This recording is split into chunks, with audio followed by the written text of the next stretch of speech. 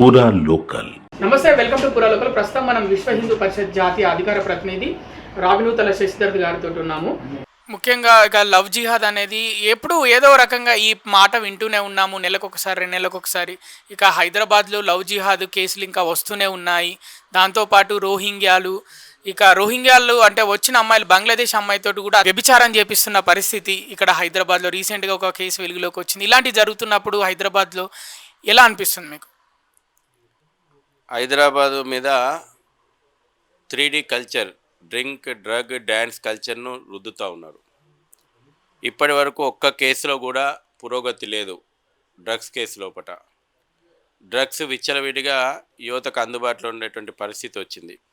మరో పక్కన రోహింగ్యాకు బంగ్లాదేశీ చొరబాటుదారులకు భాగ్యనగరం అడ్డాగా మారిపోయింది. Safe zone. ఎందుకంటే ఇక్కడ కాంగ్రెస్ ప్రభుత్వం ఉందని చెప్పి వాళ్ళు బంగ్లాదేశ్ నుంచి, మయన్మార్ నుంచి బార్డర్లు దాటి వెస్ట్ బెంగాల్లో సెటిల్ కావాలి, దక్షిణాదికి వస్తే తెలంగాణలో కాంగ్రెస్కు ప్రభుత్వం ఉంది, ఇక్కడ సెటిల్ కావాలి, కిందికి పోతే కర్ణాటకలో సెటిల్ కావాలి, లేదంటే తమిళనాడు. వీళ్ళ సేఫ్ జోన్ ఏంటంటే వీళ్ళకు కొమ్ము కాసేటువంటి రాజకీయాలు. ఓటర్ కార్డులు ఎట్లా వస్తున్నాయి, ఆధార్ కార్డులు ఎట్లా వస్తూ ఉన్నాయి, పాస్పోర్ట్లు ఎట్లా వస్తున్నాయి, ఇది విచారణ జరగాలి. వాళ్ళకి ఇష్యూ చేసినటువంటి అధికారుల మీద క్రిమినల్ కేసు నమోదు కావాలా. కేంద్ర ప్రభుత్వం అనేకసార్లు హోమ్ మినిస్ట్రీ నుంచి రోహింగ్యాలో బంగ్లాదేశీ చొరబాటుదారులను గుర్తించి వెనక్కి పంపండి అని చెప్తే ఇప్పటివరకు ఈ ప్రభుత్వం ఆ ప్రయత్నం చేస్తలేదు. ఎందుకంటే ఇక్కడ బాహటంగా ఎంఐఎం గూండాలు రోహింగ్యా కాలనీలను దగ్గరుండి ఏర్పాటు చేస్తున్నారు, ఆక్రమిస్తున్నారు. ఇవాళ హైడ్రా నేను అడుగుతా ఉన్నా, పాత పట్టణం లోపల అనేక చెరువులను, కుంటలను ఆక్రమించి అక్రమ రోహింగ్యా కాలనీలు వెలిసినాయి. ఈ హైడ్రా ఒకసారి అటు పక్క పోయి ఆ అక్రమ వలసదారులు అయినటువంటి దేశద్రోహ వలసదారుల కాలనీలను కూల్చి అక్కడ చెరువులను పునరుద్ధరించాలి. అక్కడికి ఈ బుల్డోజర్లు నిరుపేదలైనటువంటి హిందువుల కాలనీల మీదకి మాత్రమే బుల్డోజర్లు వస్తాయి. బుల్డోజర్లు వంపాల్సింది చూడండి, ఉత్తరప్రదేశ్ను చూసి నేర్చుకోండి, ఢిల్లీని చూసి నేర్చుకోండి, అస్సాంను చూసి నేర్చుకోండి.